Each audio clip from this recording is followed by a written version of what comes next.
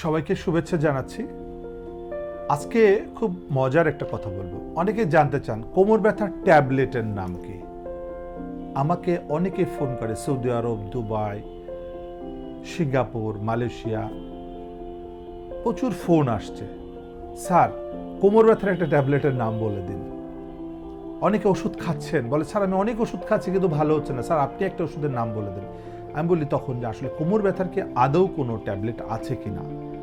অনেকে আছেন দিনের পর দিন, মাসের পর মাস, বছরের পর বছর কোমর ব্যথার ওষুধ খাচ্ছেন, বিভিন্ন ধরনের ট্যাবলেট খাচ্ছেন। অনেকেই আমার আজকে এই প্রোগ্রাম দেখে অনেকেই বুঝতে পারবেন, অনেকে ক্যালসিয়াম খাচ্ছেন বছরের পর বছর, কোনো লাভ হচ্ছে না, ওজন বেড়ে যাচ্ছে। অতিরিক্ত ক্যালসিয়াম আপনার ওজনটাকে বাড়িয়ে দিচ্ছে।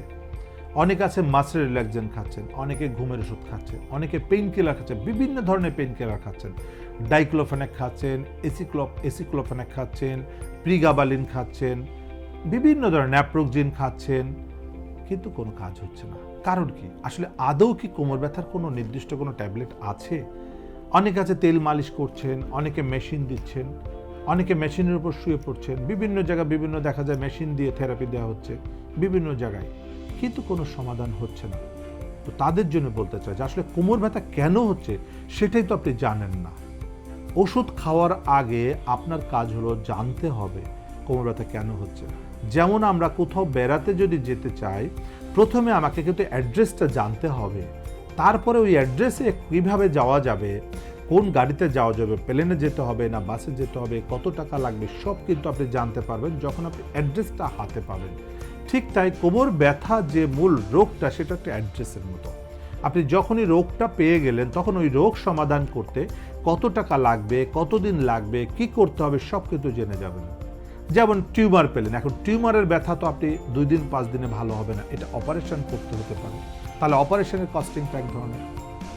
ডিসপ্রোলাপস পেলেন, এখন সামান্য ডিসপ্রোলাপস আছে, একদিন থেরাপিতেই ভালো হয়ে যেতে পারতে, একদিন থেরাপিতে সামান্য খরচ আপনি ভালো হয়ে যাচ্ছেন।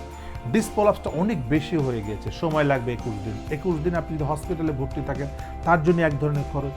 আপনি 21 দিন বাসায় নিজে নিজে ট্রিটমেন্ট করলেন, সেখানে খরচ লাগলো না। আসলে ডিপেন্ড করছে আপনি কোথায় ট্রিটমেন্ট করবেন, কিভাবে ট্রিটমেন্ট করবেন, কে আপনাকে ট্রিটমেন্ট করবে, কোন রোগের ট্রিটমেন্ট লাগবে, টোটাল কিছুর উপর ডিপেন্ড করছে যে আপনার কত টাকা খরচ হবে, কিভাবে আপনি সুস্থ হবেন। সো এক ট্যাবলেটের উপর ভরসা করার মতো সুযোগ কিন্তু কোমর ব্যথা রোগীদের নাই। আর ওষুধ খাওয়ার আগে অবশ্যই আপনাকে জানতে হবে কি কারণে ব্যথাটা হচ্ছে। না জেনে কোন ওষুধ খেলে আপনি আস্তে আস্তে কি হচ্ছে, যারা ওষুধ খাচ্ছে তারা আস্তে আস্তে খারাপের দিকে যাচ্ছে। কোমর ব্যথার জন্য আজকে আপনি ক্যালসিয়াম খাওয়া শুরু করলেন, আস্তে আস্তে আস্তে আস্তে কোমর ব্যথা কি হচ্ছে, হাঁটু ব্যথায় পরিণত হচ্ছে, যেটা আমরা বলে থাকি long time back pain, bilateral both নি জয়েন্ট পেনের কারণ।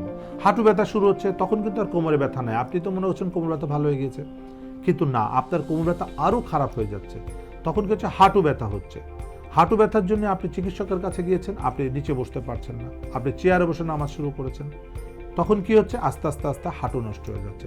যখন চেয়ারে বসে নামাজ পড়ছেন, টেবিলে সেজদা দিচ্ছেন, আস্তে আস্তে ঘাড় ব্যথা শুরু হয়ে যাচ্ছে, সেখান থেকে মাথা ব্যথা শুরু হয়ে যাচ্ছে, কথা ভালো লাগছে না, সাউন্ড ভালো লাগছে না, কোনো হইচই ভালো লাগছে না, কোনো কিছুই ভালো লাগছে না, কোনো কিছুতে আপনি মনোযোগ দিতে পারছেন না, কারণ আপনার ব্যথা আপনাকে সবসময় যন্ত্রণা করছে।